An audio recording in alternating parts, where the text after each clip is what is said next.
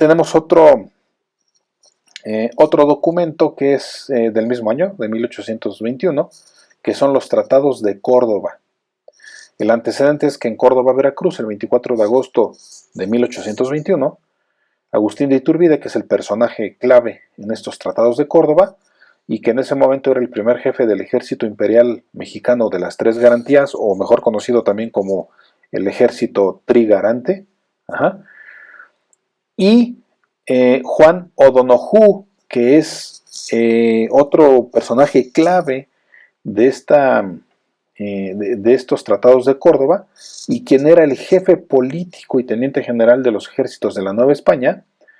Estos dos personajes son los personajes importantes, los personajes principales de los Tratados de Córdoba de 1821, cada uno de ellos representando por su parte a un frente, digamos, a un sector de la sociedad. Agustín de Iturbide, por ejemplo, representando a la parte poblacional, la parte del pueblo, del pueblo mexicano, ¿no? De lo que ahora conocemos como México. Y Juan O'Donoghue representando, por supuesto, a la corona española, ¿no? Los dos personajes, precisamente, ¿no?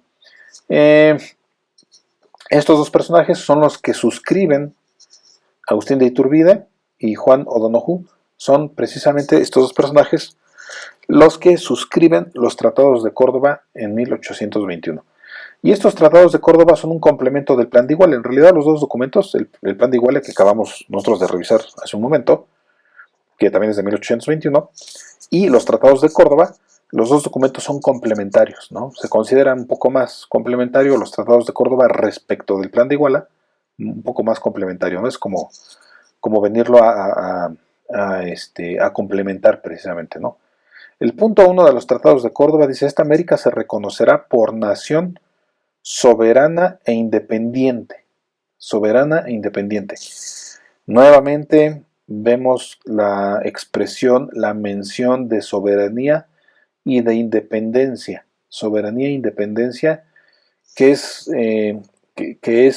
ineludible en ese momento, ¿no? En ese momento casi cualquier documento jurídico que se emitiera, o cualquier tratado, pacto, acta, plan, etcétera, que se emitiera en ese momento histórico, iba necesariamente a mencionar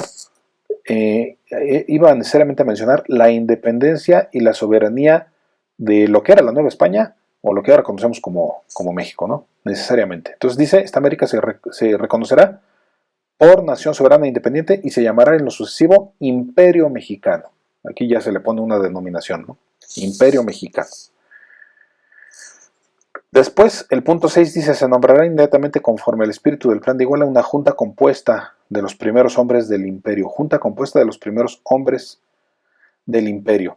Esta junta, compuesta de los primeros hombres del imperio, nos habla o alude, ¿no? O nos refiere básicamente a una reunión de personas. A una reunión de personas, ¿no? O lo que es lo mismo, lo que ahora conocemos precisamente como representantes, ¿no? Ya habíamos dicho, ante la imposibilidad de que todo el pueblo acuda a tomar esas decisiones, hay que nombrar representantes para que ellos sí se reúnan. Ya los representantes son mucho menos, y se pueden reunir, por la poca cantidad que son, se pueden reunir y pueden discutir precisamente los asuntos de Estado, ¿no?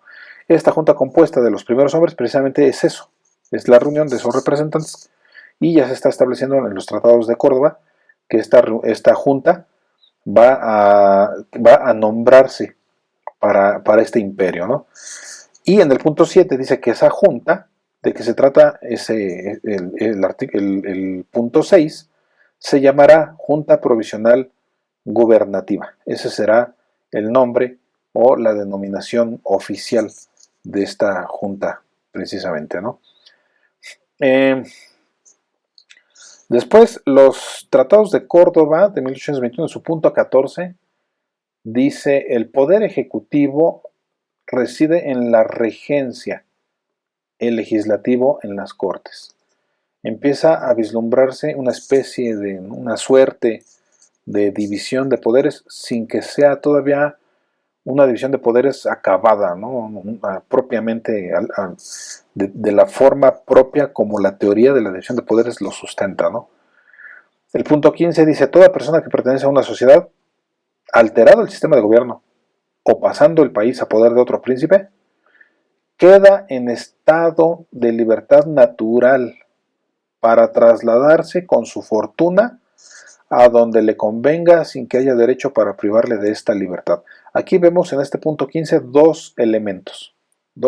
Uno que ya habíamos hablado, ya lo habíamos mencionado, que es aquella postura ideológica que sustenta que cuando un Estado se queda sin un líder político, sin el monarca, sin el rey, sin el príncipe, cuando se queda sin ese líder político, sin esa representación política y social o estatal, el pueblo recobra por ese solo hecho su derecho natural de conformar un nuevo gobierno que le beneficie, ¿no? Es como el derecho natural del pueblo. Si un pueblo se queda sin líder, sin monarca, el pueblo recobra por ese solo hecho el derecho de establecer la forma de gobierno que le convenga, ¿no? Esto es precisamente lo que aquí se dice. Toda persona que pertenece a una sociedad, dice, alterado el sistema de gobierno o pasando el país a poder de otro príncipe, queda en el estado de libertad natural. Ese es el primer elemento, ¿no?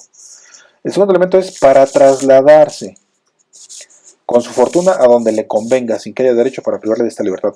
Este es un derecho que hoy conocemos como derecho o como libertad, o como derecho a la libertad de tránsito. Ajá.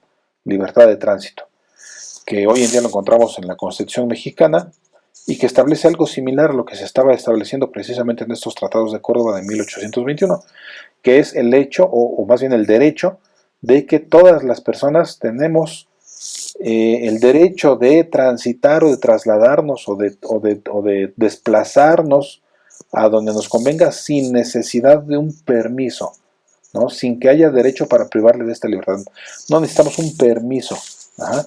Claro, la salvedad de esto, en ese momento en los tratados de Córdoba y actualmente también, sucede algo similar. La salvedad es precisamente que no se haya cometido un delito, por ejemplo, ¿no? Que no se tenga una deuda de carácter jurídica, por ejemplo, ¿no? con algún Estado, porque entonces sí, una imposición de una sanción o de una pena corporal, por ejemplo cárcel, eso sí nos podría limitar nuestro derecho a la libertad de tránsito por obvias razones, ¿no? Por obvias razones, ¿no? Entonces, bueno, salvo eso, salvo esas circunstancias, ¿no? De una sujeción a un proceso, salvo esas circunstancias, existe fuera de eso la libertad de tránsito o, como dicen los tratados de Córdoba, la libertad natural para trasladarse, ¿no?